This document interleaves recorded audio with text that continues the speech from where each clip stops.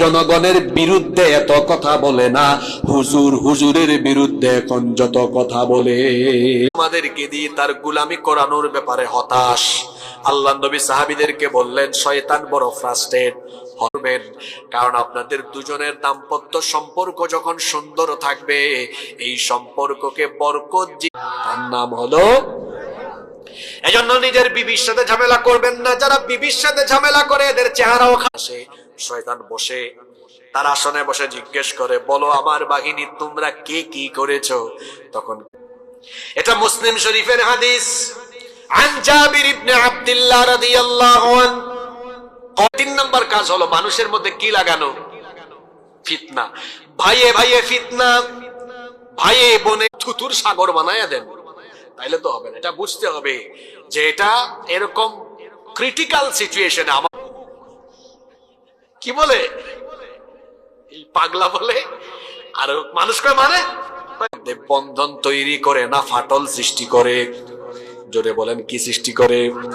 মানুষের মধ্যে ফিতনা। যদি তুমি নামাজে দাঁড়িয়ে মনোযোগী থাকো, কিন্তু শয়তান যদি তোমাকে কখনো ডিস্টার্ব করে, সঙ্গে সঙ্গে তুমি নামাজে যেন মনোযোগ অন্যদিকে চলে না যায়। কিন্তু শয়তান তো বসে নেই। শয়তান রাস্তাঘাটে যেখানে আজান হয় মসজিদ পাই ঢুকি, তো মসজিদে ঢুকেছি, আসরের নামাজ তা নিশ্চিত কেমনে হয়েছেন মিয়া? তিনি বললেন, কেন হব না হুজুর, এই বাজারে আমার 4টা দোকান আছে। আপনি বলবেন, হুজুর ইবলিসের এত মায়া লাগলো কেন যে কান্দের উপর তুলে একদম মসজিদে দিয়ে আসবে? তার কারণ হলো হাদিসে কলার ঠিক করে।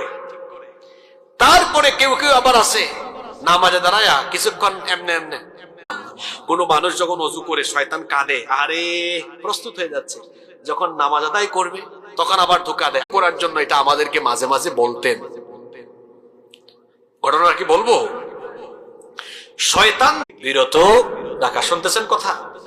অনেকে ইসলামী আন্দোলন করে, ওই মাস শেষে যখন বৈঠক হয় দেখা যায় জুসের ঠেলায় হুশ হারালে চলবে, বিবেক থাকতে হবে। আজকে ওয়াজ চলতেছে, বিষয় হলো নামাজ ছাড়লে শয়তান। কথা তো বললেন না আপনারা। মোমেন নামাজ ছাড়লে শয়তান কি তো অক্ষত পাইলেও এটা কাল লাশ চিনতে পারবে?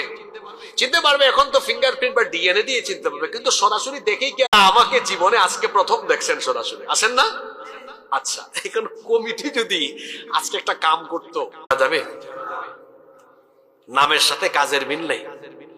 বাপ নাম রেখেছে ফজর আলী, এই চায় না যে ঈমান আপনাকে আপনার ঘর থেকে আপনাকে মসজিদে আনতে পারে না, এই ঈমান আপনাকে জান্নাত